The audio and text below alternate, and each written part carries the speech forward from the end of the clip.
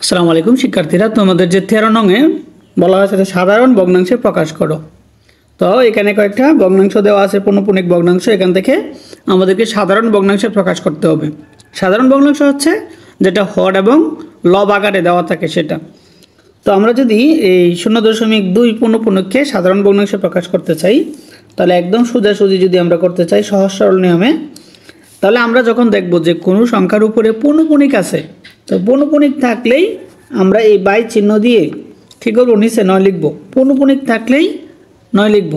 যেহেতু 2 এর উপরে পূর্ণপূর্ণিক, তাহলে পূর্ণপূর্ণিক হচ্ছে একটা, এই জন্য আমরা 9 লিখলাম একটা। এরপরে শুধু উপরে যে সংখ্যাটা আছে এটা আমরা লিখে নিলাম। তো এটাই হচ্ছে সাধারণ ভগ্নাংশে প্রকাশ। ঠিক আছে, পূর্ণপূর্ণিক থাকলেই তুমি কি করবা, 9 লিখবা। এরপরে উপরে যে সংখ্যাটা থাকবে এটা শুধু উপরে লিখে দিলেই হবে। এরপর এটা দেখো, যেখানে 3 এর উপরে পূর্ণপূর্ণিক আছে, আবার 5 এর উপরেও পূর্ণপূর্ণিক আছে। তো এটাকে যদি আমরা সাধারণ ভগ্নাংশে প্রকাশ করতে চাই, তাহলে অবশ্যই আমাদের এই ভাগ চিহ্নটা দিয়ে দিতে হবে। ভাগ চিহ্নটা দেওয়ার পরে এখানে পূর্ণপূর্ণিক চিহ্ন আছে 2টা, এই জন্য আমাদের 2টা 9 নিচে লিখতে হবে। শেষ কথা, পূর্ণপূর্ণিক মানেই 9। এরপরে যে উপরে 3, 5 আছে, এই কেটা শুধু আমরা লিখে দিব। ঠিক আছে, শূন্যও দিতে হবে না, আবার দশমিকেও দিতে হবে না। তো এটাই হচ্ছে তোমাদের সাধারণ ভগ্নাংশে প্রকাশ। এরপর হচ্ছে তোমাদের গ নাম্বার। তো এখানে আছে 0.13। তো এখানে কিন্তু 1 এর উপর পূর্ণপূর্ণিক নেই, শুধু 3 এর উপরে পূর্ণপূর্ণিক। তো আমরা জানি যে যদি পূর্ণপূর্ণিক থাকে, আগে আমাদের এই যে এই চিহ্নটা দেওয়ার পরে আমরা পূর্ণপূর্ণিকের জন্য সবসময় 9 লিখব। ঠিক আছে, পূর্ণপূর্ণিকটা আগে থাকলেও বা পরে থাকলো সেটা দেখার বিষয় না। পূর্ণপূর্ণিক থাকলেই জয়টা পূর্ণপূর্ণিক থাকবে ওটা 9 লিখব। যেহেতু পূর্ণপূর্ণিক একটা, যে একটা 9 লিখব।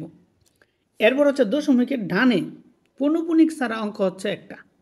দশমিকের ডানে পূর্ণপূর্ণিক ছাড়া অঙ্ক হচ্ছে একটা। এজন্য দশমিকের ডানে যদি পূর্ণপূর্ণিক ছাড়া অঙ্ক থাকে, এই জন্য তোমাকে জয়টা অঙ্ক থাকবে ওটা শূন্য বসাতে হবে।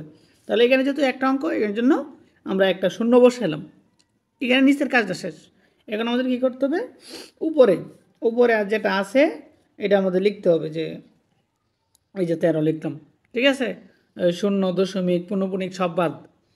এখন কি করতে হবে, এখানে এখানে একটা কাজ আমাদের অতিরিক্ত করতে হবে। সেটা হচ্ছে যে পূর্ণপূর্ণিকের আগে যে সংখ্যাটি থাকবে, যে সংখ্যাটা থাকবে, এই সংখ্যাটা এখান থেকে 13 থেকে বিয়োগ করতে হবে।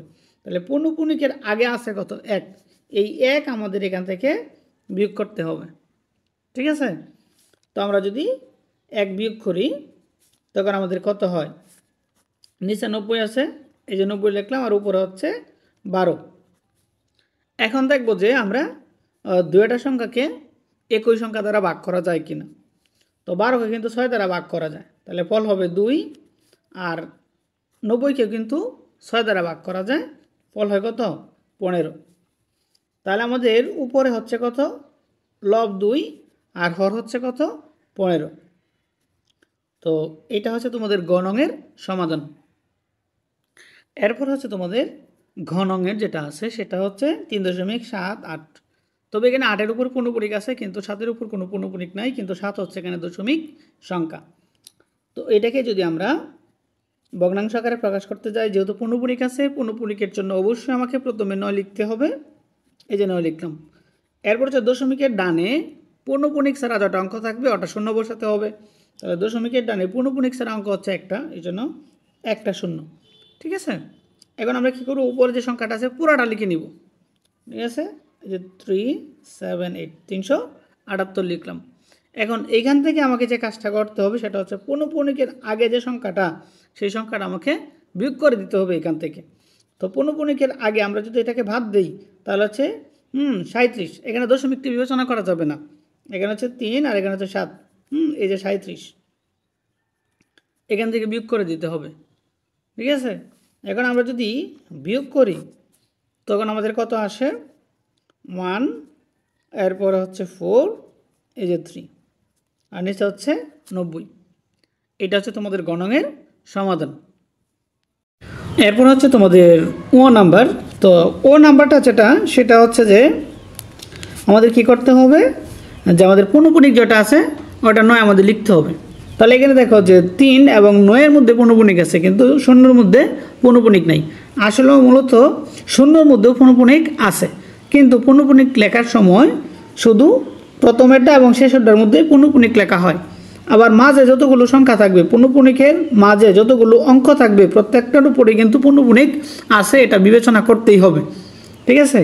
পৌনঃপুনিকের সময় যদি একাধিক অঙ্ক পৌনঃপুনিক হয়, তখন শুধু প্রথমেরটা এবং শেষেরটায় পৌনঃপুনিক আকারে লেখা হয়, অর্থাৎ পৌনঃপুনিক চিহ্ন দেওয়া হয়। এর ভিতরে যতগুলো অঙ্ক থাকবে সবগুলোর অঙ্কের উপরে কিন্তু পৌনঃপুনিক আছে, এটা ধরে নিতে হবে। তো এখানে আমাদের পৌনঃপুনিক সংখ্যা হচ্ছে 3টা, এই জন্য আমাদের 3টা নয়। ঠিক আছে?